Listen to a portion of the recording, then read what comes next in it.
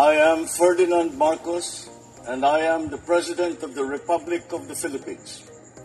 I stand today on behalf of 110 million Filipinos. Hi everyone, hello universe, it's me again. Shout out sa inyo mga kababayan. Siyempre sa mga Marcos loyalist supporters, Filipino and OFW, nako mga best, lumabas na. But anyway, siguro iba sa inyo kilala nyo ito, no? Retired General ito Hukis ang nakalagay. Pero para kompleto detalyado, bago tayo mag-react, tingnan nyo, basahin ko sa inyo. Sabi po dito mga kababayan ng Pilipinas na sa pagbabago. Today is October 5, 2025. Sabi dito, Pilipinas sa pagbabago, ikaw pala ang nag-uudyat ng kaguluhan na patalsikin si PBBM, pero hindi nagtatagumpay noong September 21. Pasalamat ka, mabait si PBBM at malaya ka pa ngayon at kumukuha ng iyong retired benefits, kung di kulong ka na sana ngayon. Kung iba pa ang presidente na ganyan ang ginugulo ang bansa, kundi kulungan na ang bagsak mo. You see, siya pala, or isa siya. Maraming mga retired general, mga best. Kasi yung mga yan, kaya sila sumasapi dito kay Lustay, kasi gusto rin sila magkaroon ng pwesto sa gobyerno. O, di ba? Or else sila talaga ay makaduterte. Ang tanong mga kababayan, yung plano nila talaga, nag-success ba sila? Siyempre hindi. Kaya nga sabi ko, 'di ba? Itong mga plano nila na papatalsikin ng pangulo.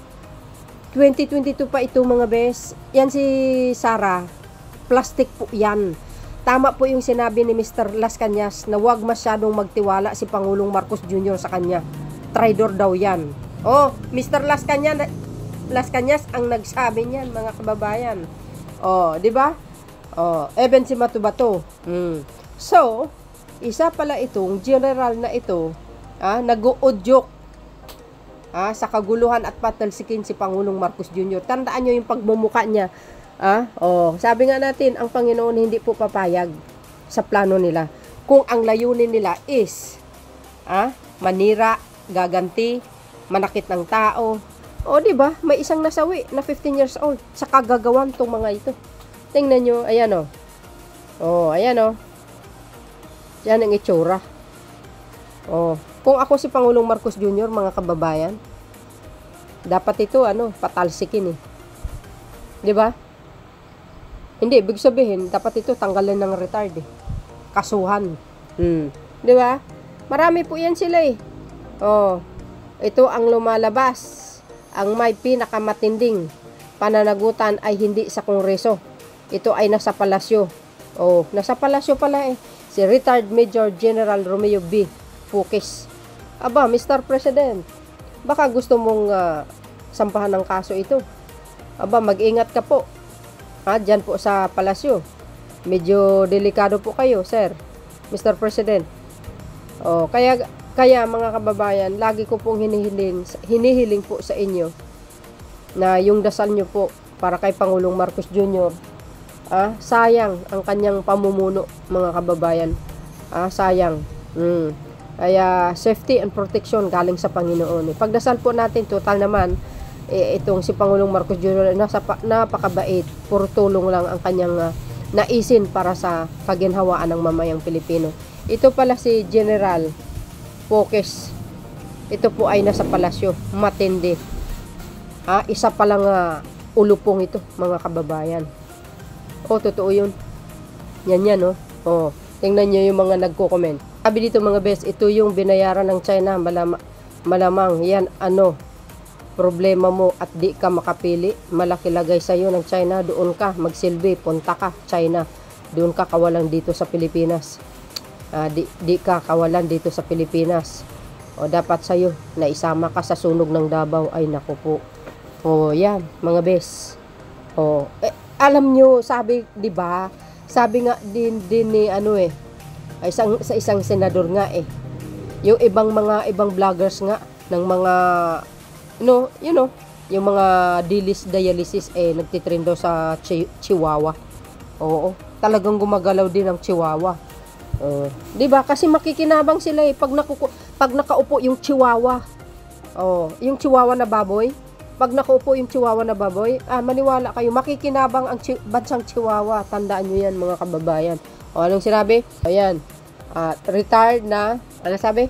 Retired na TNGA, hindi na naisip na kung di dahil kay BBM, hindi nabunyag ang kababalaghan sa DPWS. Yun sana ang inisip nila.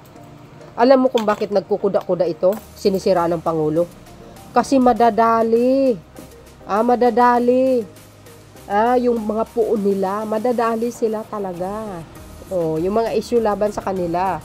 Lalo na nandyan yung ICI, itinatag ng Pangulo. Dadamay sila. Lalo na yung isang gurang na Chihuahua na kuda ng kuda from Ilocosur. Ay sus. Sinisiraan ng Pangulo, sabi niya, mag-resign ka na ngayon. Biro mo, anong basihan? Anong basihan ni Chihuahua Singson?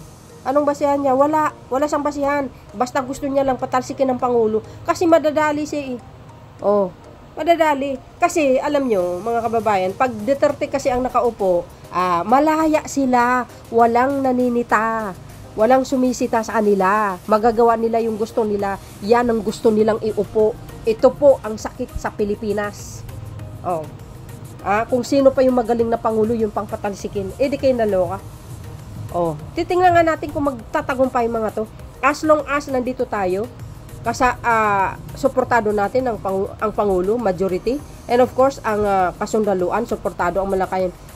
At saka isa pa, ang Panginoon, mga kababayan, hindi tayo pababayaan. Hindi pabayaan ng Pangulong Marcos Jr. Sabi po dito, i-hold ang pensyon niyan sa PNP. Siya pa ang nag-uunjok para gumulo ang ating gobyerno. Totoo yun. Alam nyo, bes, sa totoo lang mga bes, since pa, ngayon, kahit sino sa inyo, alam nyo, sino ngayon ang nanggugulo sa pamahalaan? Walang iba kundi itong mga Duterte. Lalo nito mga DDS na trolls. Nako, matindi yan, mga bes. Mga post ni Pangulong Marcos Jr., panay comment nilang masama laban sa Pangulo. Pero tingnan mo, i-check mo yung mga profile nila, nakalak. Oo, totoo yun. Kasi mga trolls yan, mga bayaran. Di ba? Maniwala kayo man sa hindi, kahit kailan, hindi magtatagumpay ito mga to. Mga siraulo talaga binabayaran din yan. Ay sus Mariosip, ikaw ba naman? Di ba? Mayroon tayong isang video dyan na sinabi ng babae, mga retards, binayaran. Binayaran sila. Yung iba nandun sa Camp Aguinaldo, di ba? Nagrarally. Pero nagpasalamat tayo sa Panginoong Diyos kasi hindi sila nagtagumpay. Di ba? Magaling ang Pangulo Tsaka isa pa, itong mga kasunduan natin, hindi po sila nakukuha sa mga pakiusap or panawagan ng mga retired general na sinasabi ni EFP Chief Browner. Hindi nakukuha yan. Kasi, alam nila kasi si PBBM na super bait, magaling mamuno, pinakamagaling na presidente. Balik na naman tayo sa mga nangyayari, sa mga nakaraan. Gulo na naman. Siyempre, ang mga sundalo natin, alam na nila. Di ba? Yan, yung alipores ni Chihuahuang baboy, mga kababayan. Gustong mang-aga ng pwesto. Hindi makapaghintay sa 2028. Dahil siguro alam niya, hindi siya mananalo Maliligwak talaga siya, sa totoo lang. So dahil dito, ito po yung sinabi uli ni AFP Chief Browner, another another na post. Sabi niya, basahin po natin para kumpleto detalyado, okay? Sabi niya, walang magaganap na kudita habang ako ang hipi ng EFP. See? Muling naging makahulugan ngayon ang mga sinasabi ni Armed Forces of the Philippines, EFP Chief of Staff General Romeo Browner Jr. sa kanyang kolum noong Mayo kung saan tiniyak niyang walang kudita ang magaganap habang siya ang namumuno sa sandatahang lakas. Yes, nasabi niya po yun. Sa totoo yun. Nung May pa, nasabi niya po yan. Ito, as long as I serve as Chief of Staff, no coup shall happen, not on my watch. Wow, ang ganda naman yung sinabi niya mga bes. Di ba? We remain focused on our mission to protect the people, preserve the peace, and defend the nation. O, yun ang may panindigan. Yan ang maganda, mga kababayan. Mana kasi sa papa niya ito, mga bes. Manang-mana. Abogadong papa nito eh. We are not called to rebellion. We are called to duty. We will not be swayed by those who seek to divide us for their own interest. That's correct. Tama yun, Chief. Kasi, kaya kanila kinumbinsi or tinawagan man, kung totoo man yun, ganun po, kasi gusto nila ipaupo yung kanilang puon na mamatay tao tsaka magnanakaw. Kasi pag pinaupo si Chihuahuang Baboy, Chief Browner, babalik ang mga pugo. Lahat babalik na. 'di ba? Maabsuelto si Kibulok. 'Di ba? Lahat pati si Tibes absuelto. Balik sila sa dati nilang gawi. Yan ang Pilipinas. Kaya maging maingat tayo. Na wag natin iupo itong taong ito na walang ginawa kundi manggulo at manira. Siyempre, pag nakaupo, ano bang gagawin niya? Siyempre, gaganti. Pero hindi niya kayang gawin yan. Delikado siya sa taong bayan. Mag-aaklas ang kasundaluhan sa pamumuno niya. Pero, well, hindi na makakaupuin, hindi na sila makakabalik sa palasyo. Sa kabila ng mga ginagawa nila, lalo na sa papa niya, ay nako, in your dreams. Libreng mangarap, pero hindi na matutupad yan. Dahil hindi papayag ang Panginoon sa mga pinagagawa nyo. You see, ito guys, mayroong sinabi yung isang nagko-comment tungkol dito kay, EFE Chief of Staff, Browner, Arturo Galban. Like his father, former Supreme Court Associate Justice Romeo Browner Sr. A well-principled gentleman, my professor in criminology, they both stand their oath of office and the Constitution. I wish and hope General R. Browner Jr. you'll still remain to protect PBBM even after you reach the age of mandatory retirement. Ayan, kaya pala yung papa niya, mga bes. Diba? Di kayo naloka. Yung pala yun. Kaya sabi ko, abogado papa niya eh. Ayan, good job. Ayan, General, deserve a good salute and a gentleman. Ahu. Sabi gano'n. Thank you, General Browner. Salute to an officer and a gentleman. The Filipino people loves you. Yes. Kasi dala na ang mga yan. Ano na naman ang mangyayari sa atin, mga kababayan? Kung mag-aklas ang kasundaluan, maraming mamamatay na naman, kaguluhan. Ay, sinasabi ko sa inyo, kahirapan. Ganyan ang may panindigan, hindi bumitaw. Good job, sir. Yes, that's correct. Yun. Yan, si Chief Browner. You see, yan ang dapat ang may panindigan. Not on my watch, sabi niya, as long as I'm still, sabi niya dito, sabi niya, as long as I serve as a chief of staff, no cop shall happen. Not on my watch. Yan, ang ganda ng kanyang sinabi, mga bes. Totoo yun. At yung sinabi niyang huli, di ba? Ni-reject niya yung call ng mga retired generals. Ni-reject niya lahat. Kasi, si EFE Chief of Staff, Browner, alam niya na kasi ang maaring mangyayari. Tsaka ayaw niya may gulo.